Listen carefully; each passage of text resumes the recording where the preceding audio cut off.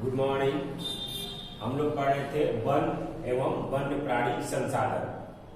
पहला का आपका ग है वन एवं वन्य प्राणी संसाधन, जिसमें हम लोग ने ये जाना कि वन हमारे लिए कितना महत्वपूर्ण है। क्योंकि हम जानते हैं कि हमारे आदि मानव जो थे वो जंगलों में ही निवास करते थे। आखिर क्यों वो जंगलों में निवास करते थे?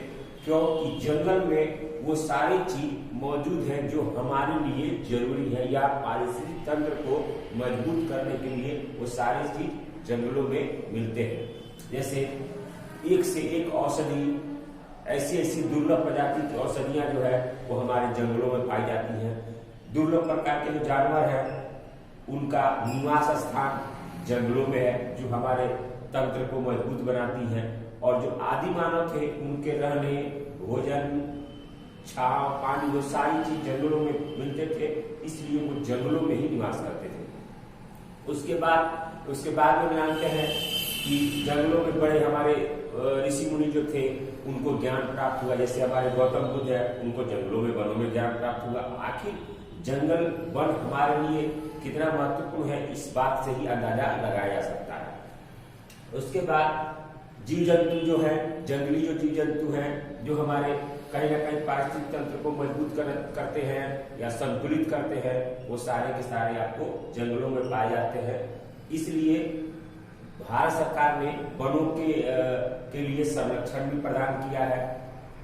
तो लेकिन धीरे धीरे आगे हम पढ़ेंगे और भी इसके कहाँ तक जो वन है और इसके किस तरह विकास के कारण इसका दोहन भी किया गया है, इसकी कमी भी हुई है। पहले हम लोग ये देखते हैं कि वनों का विस्तार कितना है। तो वनों के विस्तार में अगर देखा जाए तो वनों के विस्तार के मामले में भारत का स्थान पूरे विश्व में 10वां है। यानी वनों के मामले में पूरे विश्व में भारत का स्थान दूसरा है।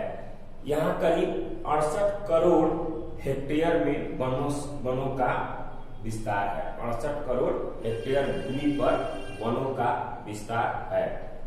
रूस में सबसे अधिक 809 करोड़ हेक्टेयर में वनों का विस्तार है। सोचिए कितना का अंतर है। हमारे यहाँ सिर्फ 68 और वहां पर 809 करोड़ हेक्टेयर में वनों का विस्तार है, जो विश्व में सबसे पहला स्थान पर है। उसके बाद ब्राजील है, कनाडा है, संयुक्त राज्य अमेरिका है, उसके बाद ऑस्ट्रेलिया है, चीन है। चीन में 197 करोड़ हेक्टेयर में आपको वनों का विस्तार है, जंगलों का विस्तार है। तो ये देखते हैं कि पूरे वनों के विस्तार के मामले में हम अगर तुलना करें तो हमारा स्थान पूरे विश्व में 10वां नंबर पे है। उसके बाद अगर देखा जाए तो हमारी जो FAO है, यानी फूड एंड एग्रीकल्चर ऑर्गेनाइजेशन ने एक रिपोर्ट प्रस्तुत किया था वर्ष 1948 में, जिसमें 4 अरब हेक्टेयर वन क्षेत्र था पूरे विश्व में। पूरे विश्व में 4 अरब हेक्टेयर क्षेत्र में वनों का विस्तार था, जो 1963 में घटकर मात्र 3.8 अरब करोड़ हेक्टेयर बच गया। यानी देखा जाए तो 20 लाख हेक्टेयर क्षेत्र में वनों का दोहन किया गया, वनों का विनाश हुआ किसी कारण से, कोई प्राकृतिक कारण से और ज्यादातर मानवीय कारण, मानवीय विकास योजनाओं के कारण ये सारे चीज हुए। जैसा कि मैंने आप लोगों को पहले बता दिया है कि किसी भी देश के कुल क्षेत्रफल का लगभग 33% क्षेत्र पर वनों का विस्तार होना आवश्यक है। 33% क्षेत्र पर। भारत में 20%, 21% क्षेत्रों में वनों का विस्तार है, वो भी बचाया जा चुका है तब। नहीं तो जिस तरह जंगलों का दोहन हो रहा था, धीरे धीरे जंगल समाप्त हो जाते थे।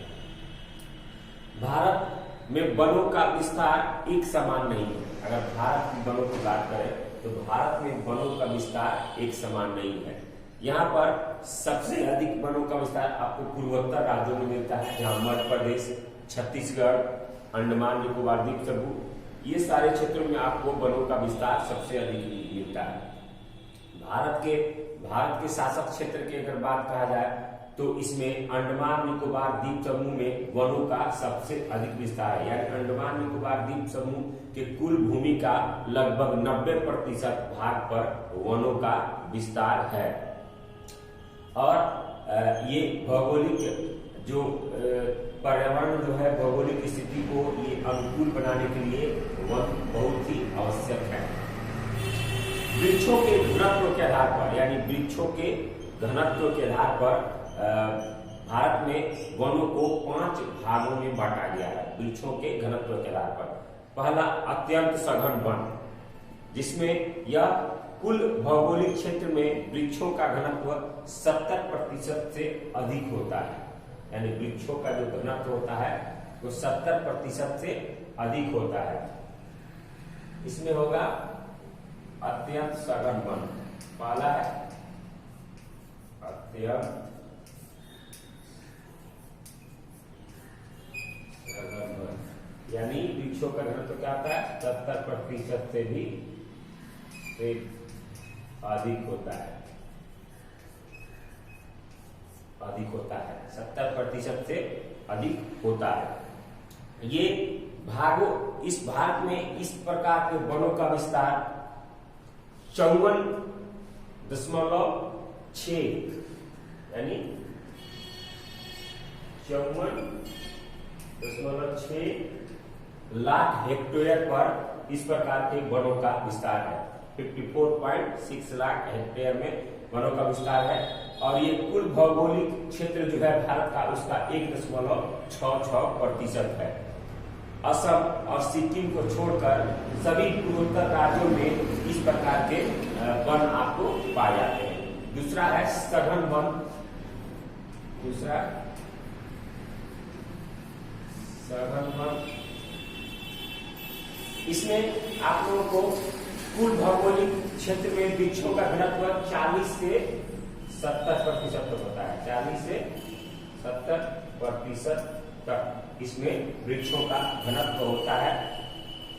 और ये आपको 73.6 लाख हेक्टेयर में 73.60 लाख हेक्टेयर में इस प्रकार के वनों का विस्तार है। और इसके ये कुल भौगोलिक क्षेत्र का 3% है। ये कुल भौगोलिक क्षेत्र का आपको 3% है। और ये आपको हिमाचल प्रदेश, सिक्किम, मध्य प्रदेश, जम्मू कश्मीर, महाराष्ट्र और उत्तराखंड के क्षेत्रों में इस प्रकार के आपको वन पाए जाते हैं। तीसरा है खुले वन। तीसरा है खुले वन। ये इस प्रकार के वनों में वृक्षों का जो घनत्व है वो 10 से 40% होता है। 10 से 40% तक होता है। वृक्षों का घनत्व 10 से 40% तक होता है। ये आपको 2.59 लाख हेक्टेयर क्षेत्र में आपको इस प्रकार के वन आपको पाए जाते हैं। और इस प्रकार के वर्ग के वनों का विस्तार है। यह कुल भौगोलिक क्षेत्र का 7.12% है। ये आपको कर्नाटक, तमिलनाडु, केरल, मध्य प्रदेश, आंध्र प्रदेश, उड़ीसा के कुछ जिलों में, असम के 16 आदिवासी जिलों में इस प्रकार के खुले वन आपको पाए जाते हैं। तो हम देख रहे हैं कि कैसे। दूसरा चौथा है झाड़ियां एवं अन्य वन।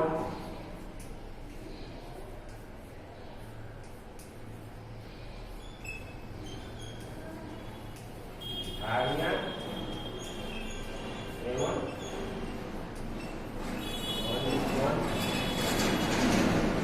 इसके प्रकार के वन में आप लोगों को वृक्षों का जो घनत्व होता है वो 10% से कम होता है। 10% से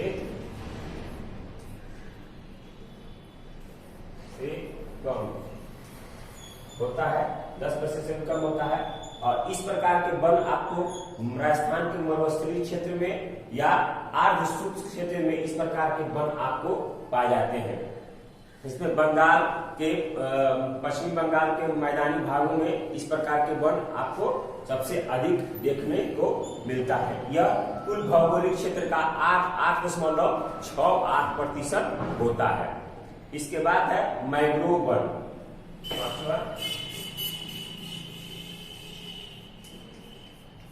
मैंग्रोव वन, इस प्रकार के वन आपको समुद्र तटीय इलाकों में सबसे अधिक पाए जाते हैं। समुद्र तटीय इलाकों में ये आपको पाए, इनको हम तटीय वन कहते हैं।